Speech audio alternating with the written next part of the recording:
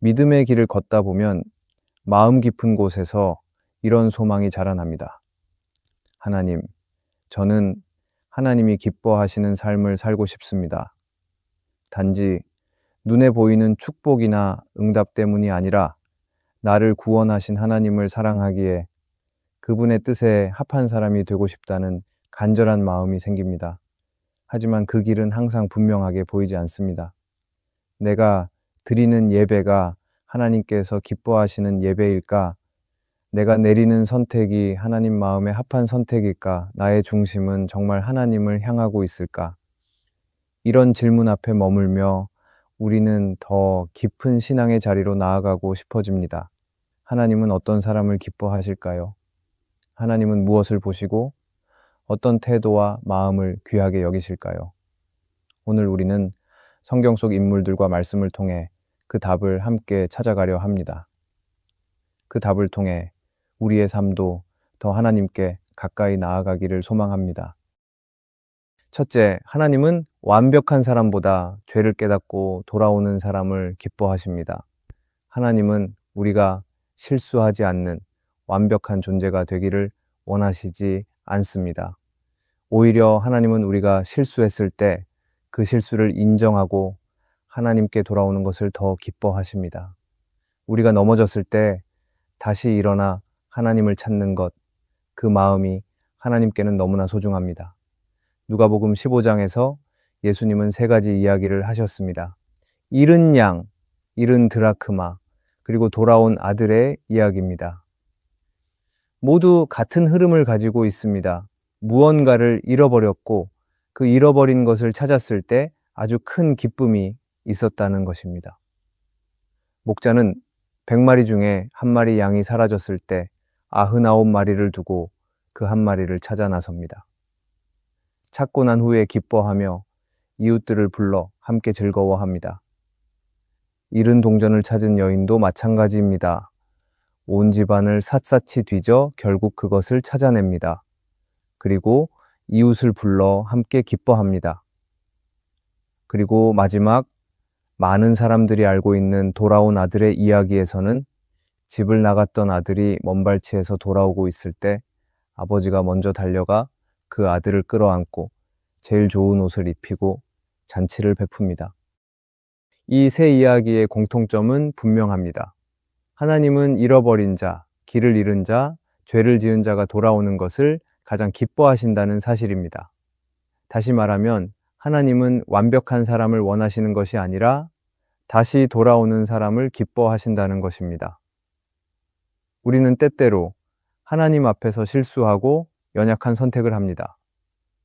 분명히 기도하고 결단했는데도 어느 순간 화를 내고 미워하고 다시 옛 모습으로 돌아가 있을 때가 있습니다.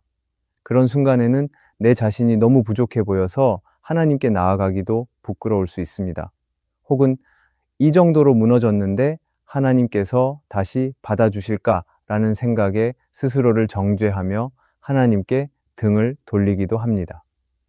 하지만 이것은 하나님의 마음을 잘못 이해한 것입니다. 하나님은 우리의 실패나 약함 때문에 우리를 버리지 않으십니다. 오히려 그 자리에 있는 우리를 찾아오십니다. 하나님께서 기뻐하시는 것은 우리가 스스로 회복하려 애쓰는 것이 아니라 있는 모습 그대로 하나님께 다시 나아오는 것입니다. 우리는 종종 실수한 자신을 향해 지나치게 엄격해지고는 합니다. 하지만 마음속에 나는 안 돼, 나는 자격이 없어 라는 목소리가 커질수록 하나님께 나아가는 발걸음은 더 무거워지고 느려집니다. 그러나 성경은 죄인 한 명이 회개하면 하늘에서 기쁨의 잔치가 벌어진다고 말합니다. 하나님은 그 한 사람이 돌아오기를 간절히 기다리시는 분입니다. 하나님께는 우리가 무너졌다는 사실보다 지금 돌아오고 있는지가 더 중요합니다. 탕자가 집을 나갔을 때 아버지는 매일 아들을 기다렸습니다. 돌아올 수 없는 거리를 걸어 다시 집으로 향할 때 아버지는 멀리서 그 모습을 보고 달려갔습니다. 아버지는 아무 말도 묻지 않고 아들을 끌어안고 기뻐하며 다시 아들의 자리를 회복시켜 주었습니다. 그리고 이것이 하나님의 마음입니다. 하나님은 우리를 혼내려고 기다리시는 분이 아니라 다시 품에 안으시려고 기다리시는 분입니다. 하나님은 우리가 무너지지 않기를 바라시지만 무너졌다고 버리시지 않습니다. 오히려 무너진 그 자리에 다시 손을 내미시는 분입니다. 중요한 것은 오늘 우리가 그 손을 붙잡는 일입니다. 오늘 다시 하나님께 돌아가겠다는 마음, 다시 하나님의 사랑 안으로 들어가겠다는 결단, 그것이 하나님을 기쁘시게 하는 삶의 시작입니다. 완벽하지 않아도 괜찮습니다. 실패해도 괜찮습니다. 중요한 것은 다시 하나님을 향하는 마음입니다. 오늘 내가 드리는 회개의 기도, 다시 살고 싶다는 소망, 하나님 품에 머물고 싶다는 고백, 이 모든 것이 하나님을 기쁘게 합니다. 그러니 지금 바로 그 자리에서 다시 하나님을 바라보시기 바랍니다. 우리가 하나님은 완벽한 사람보다 죄를 깨닫고 돌아오는 사람을 기뻐하신다는 것을 기억하기를 바랍니다. 둘째, 하나님은 형식적인 예배보다 하나님을 신뢰하여 순종하는 사람을 기뻐하십니다. 하나님 앞에 나아가는 모습은 겉모습보다 마음이 더 중요합니다. 외적으로는 예배에 참석하고 말씀을 듣고 찬양을 부르지만 정작 그 마음속에는 하나님을 신뢰하는 믿음이 없다면 그것은 하나님이 원하시는 예배가 아닙니다. 하나님은 단지 예배를 드리는 사람보다 하나님을 진심으로 믿고 그분의 말씀에 순종하려는 사람을 기뻐하십니다. 예수님께서 하신 이야기 중에 바리새인과 세리의 기도가 있습니다. 바리새인은 자신이 얼마나 많은 금식을 했는지, 얼마나 헌금을 많이 했는지를 자랑하며 기도하였습니다. 바리새인은 사람들 앞에서 경건한 모습을 갖추었지만 그의 마음에는 자기 의로움과 교만이 자리 잡고 있었습니다. 반면 세리는 감히 하늘을 쳐다보지도 못하고 가슴을 치며 하나님께 자비를 구하였습니다. 그는 자기의 죄를 알고 있었고 하나님의 긍휼을 간절히 구하는 마음으로 하나님 앞에 섰습니다. 예수님은 그중 누가 하나님께 의롭다 하심을 받았느냐고 물으시며 겸손한 세리의 기도를 하나님이 기뻐하셨다고 말씀하셨습니다. 하나님이 찾으시는 예배는 이렇게 겸손한 마음에서 나옵니다. 단지 종교적인 의무를 다했다는 만족이 아니라 하나님을 향한 진심과 믿음, 그리고 그 믿음에서 나오는 순종의 삶이 함께 가야 합니다. 그래서 성경은 순종이 제사보다 낫다고 말합니다. 이는 하나님이 받으시는 가장 귀한 예배는 찬양의 목소리나 기도의 길이가 아니라 삶 속에서 하나님을 신뢰하고 그 뜻대로 살아가려는 태도에 있다는 뜻입니다. 하지만 우리는 가끔 예배를 드리고 나면 마음속에서 안도감을 느낄 때가 있습니다. 오늘도 주일 예배를 드렸으니 괜찮아 라는 생각이 들 때가 있습니다. 하지만 그 예배를 통해 삶이 달라지지 않는다면 하나님은 그것을 기뻐하시지 않을 수 있습니다. 물론 하나님은 우리의 예배를 기뻐하시지만 하나님은 우리가 더 나아가 예배를 통해 다시 말씀을 붙잡고 그 말씀대로 살아가기를 원하십니다. 때로는 수많은 예배보다 작은 순종 하나가 하나님께 더 큰 기쁨이 되기도 합니다.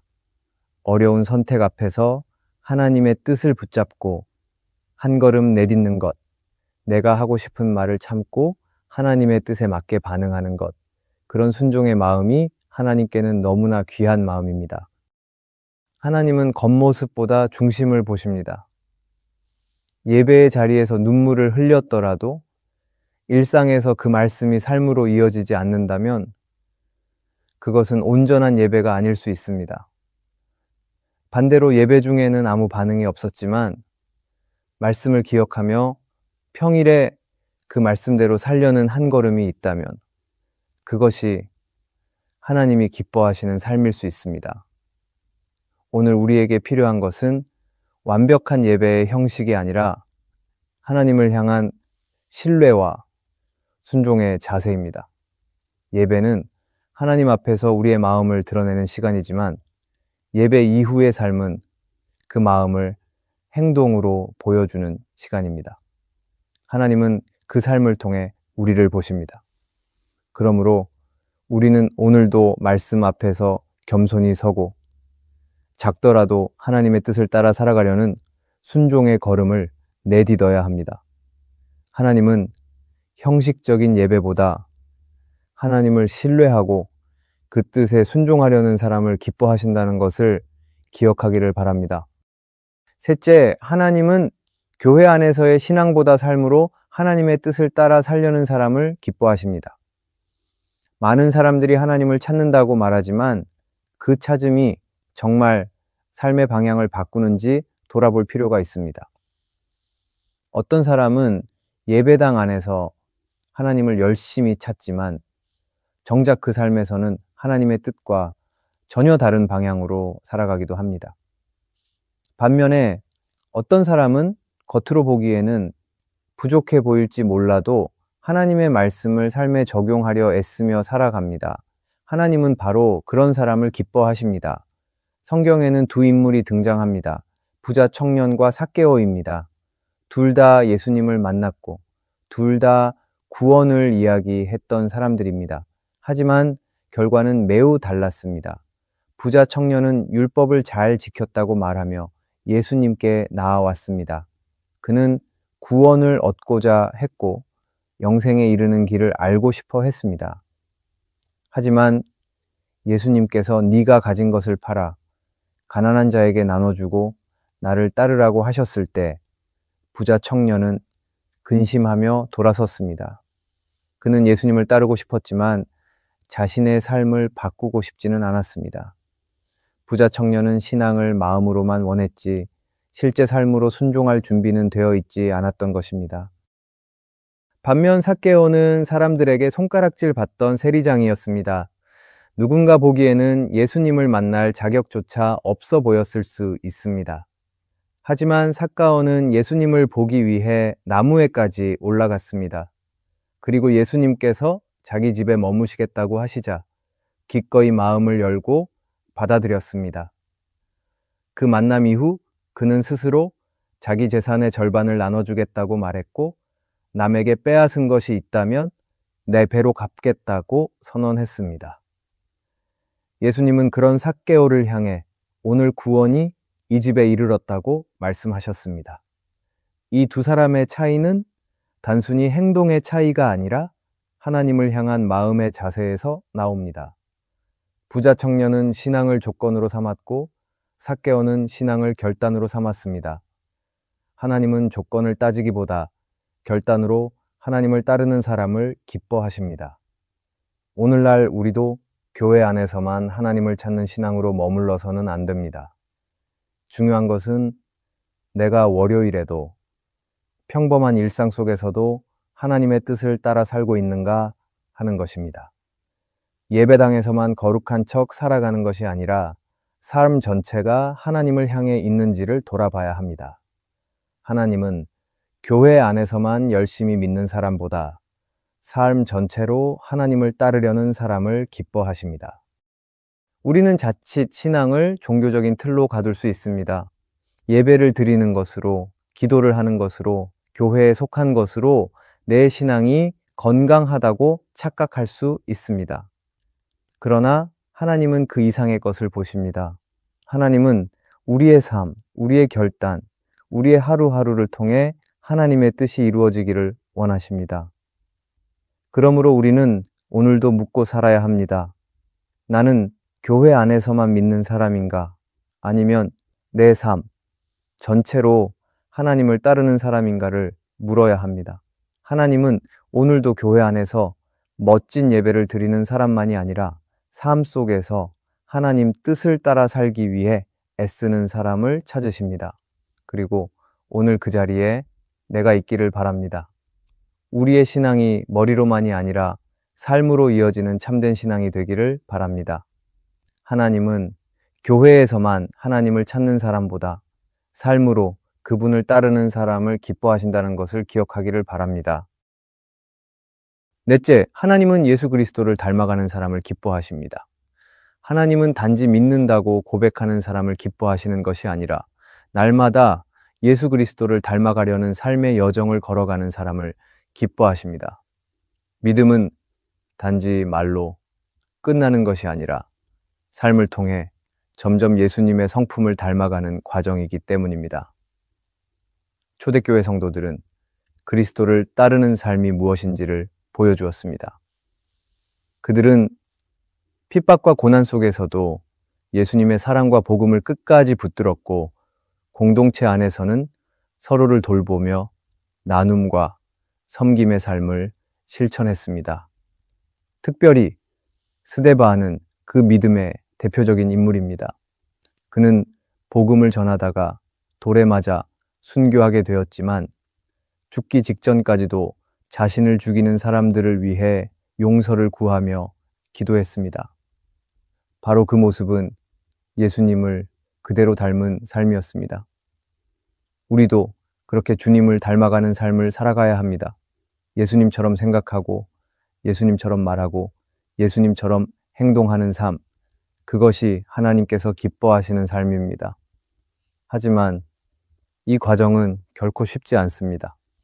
왜냐하면 예수님을 닮아간다는 것은 자기 자신을 내려놓고 하나님의 뜻을 선택하는 것을 의미하기 때문입니다.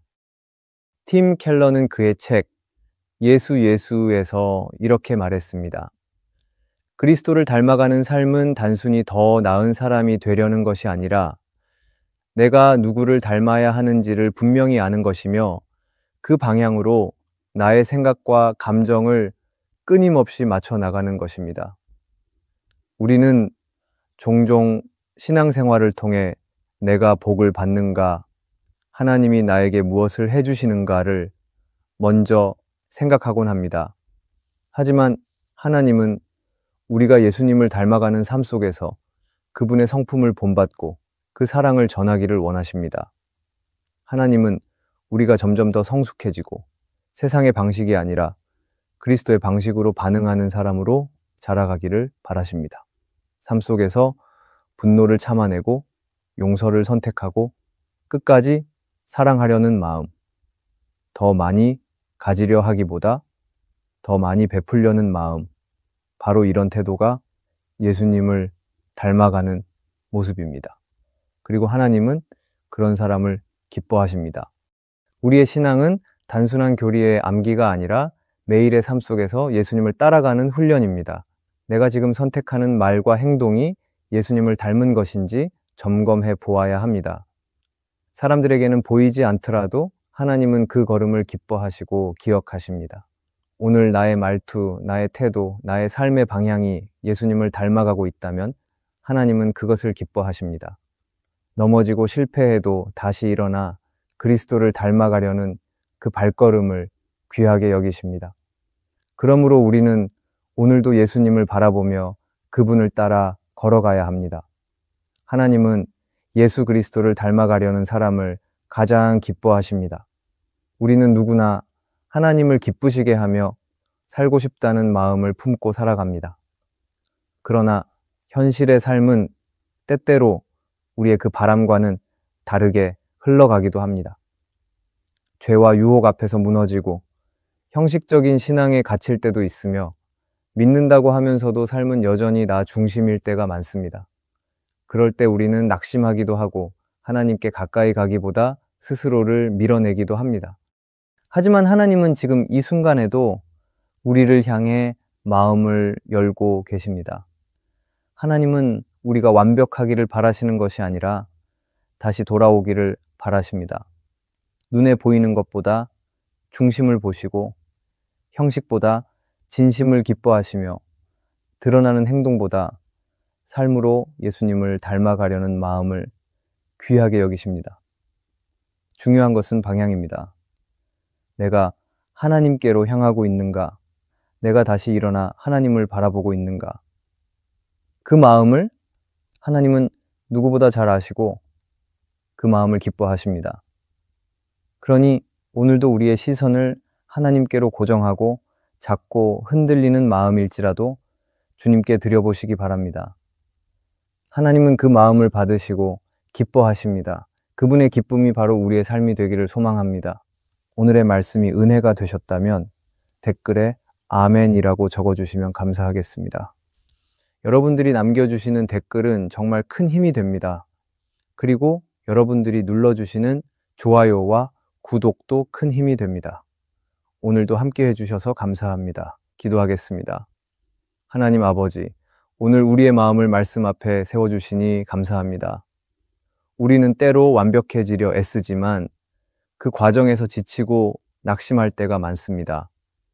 그러나 주님은 우리가 완전한 사람이 되기를 바라시는 것이 아니라 넘어졌을 때 다시 돌아오는 그 마음을 더 기뻐하신다는 사실을 다시 깨닫게 하시니 감사합니다.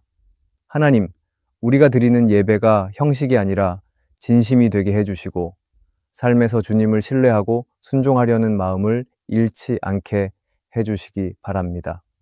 우리 안에 있는 교만함과 자기 의로움을 내려놓고 겸손히 하나님의 긍휼을 구할 수 있는 마음을 주소서. 오늘도 우리의 중심을 보시는 주님 앞에 정직하게 서기를 원합니다. 완벽하지 않더라도 날마다 다시 주님을 향해 나아가는 발걸음이 되게 해주시고 그 발걸음 위에 하나님의 기쁨이 머물게 하여 주시기 바랍니다. 예수님의 이름으로 기도합니다. 아멘.